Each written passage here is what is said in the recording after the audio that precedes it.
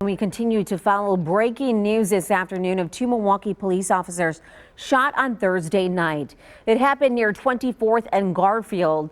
Officials say one officer remains in critical condition and the other is expected to be okay. A suspect is now taken into custody.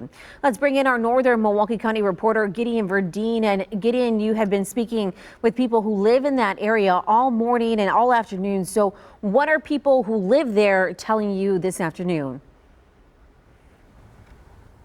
That's right, Adriana. I'm standing here at the heart of the investigation here on Milwaukee's north side, a neighborhood shaken up after shots fired last night. Two Milwaukee police officers were shot, and what officers say they were responding to a shots fired call. Now, neighbors in this community tell me they're fearful and uncertain.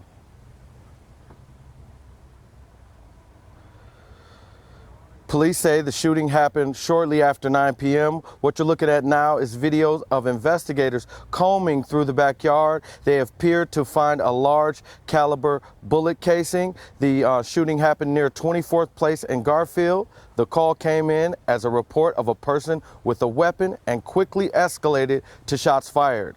As officers moved through the alley, they were met with gunfire and both officers were struck. Police are calling it a targeted ambush. I spoke with neighbors in the neighborhood who heard the gunshots.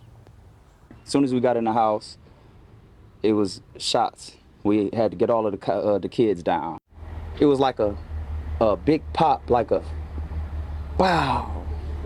And then when I got the kids down, it was a bow, bow, bow, boom.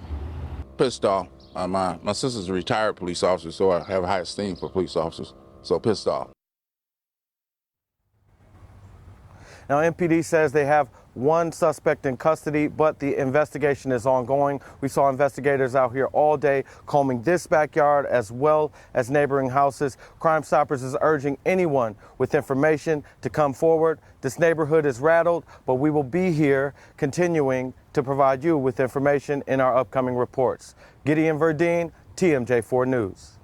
Yeah, Gideon, and thank you for providing that perspective of those who live in the area, saying they're shocked and rattled by this shooting. And shortly after the officers were shot, the Milwaukee Police Association voiced its frustration, releasing a statement that said, in part, quote, "This senseless act of violence has struck the very heart of our department and our community. We have reached a breaking point. Violence in our city is out of control, and those who protect our neighborhoods are increasingly in the crosshairs." And the president of the Police Association, Alex Ayala, had this to say early this morning. Enough is enough. Stop trying to kill my police officers. The violence against our police officers is out of hand. It's 4 officers in 5 months. It's ridiculous. And so here are those other instances he mentioned. In February, an officer was injured in a shooting near 27th and Wisconsin. It happened when police tried to stop a man who was carrying a rifle and firing shots into the air. The suspect was killed and the officer recovered from their injuries. And earlier this month, an MPD officer was injured in a shootout near Hampton Avenue. And that brings us to today, where 2 more officers were shot and hurt while in the line of duty. So let's bring in our Susan Kim now, and she is at the Milwaukee Police Association headquarters. And Susan, there is a way for people to help these officers and their families. Adriana, thank you very much. I am live at the Milwaukee Police Association headquarters here on West Blumad Road. Yes, then a fund has been created to help those 2 officers who were injured just last night.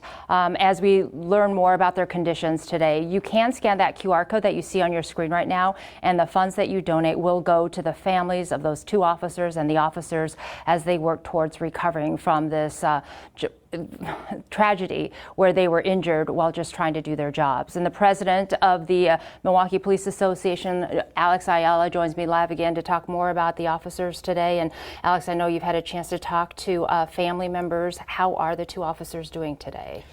The one officer obviously is still critical. Like I said before, the next 24 hours are going to be crucial for his health. And obviously we're all praying for him. You know, we're wrapping our arms around our Blue family. You know, everybody's hurting. The other officer, I was able to speak to him and saw him last night. I saw his family. I was able to, you know, have a conversation with them and say hi. And, you know, that officer seemed to be in good spirits, but still, long road to recovery. He's injured. And this is going to be towing on them and their families. Yeah, you say when the other officer seemed to be in good spirits, but this is very difficult for the officer. We talk about less injured or less, critical, but still very difficult. They're both major injuries. I mean, none of this, don't let anything fool you. They're major injuries, and they're both, both physically and mentally, hurt, and they're wounded. So this is going to be a long road to recovery for both of them.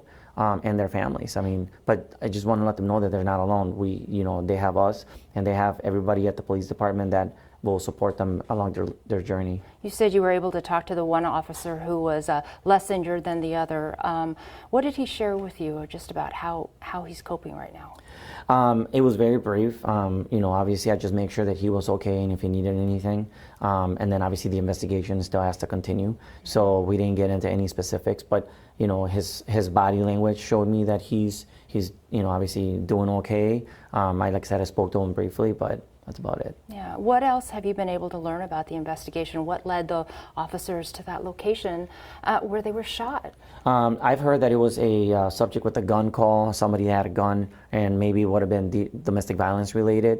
And District 3, maybe they had a lot of calls for service, and obviously everybody's short-staffed as it is. So District 2 officers got pulled to go into District 3 to take that assignment, and then this happened. So the critical staffing shortage at the police department is very real. 3 officers in the last 2 weeks have been shot. This is the 4th officer now in the last 5 months, dating back to February just for this year.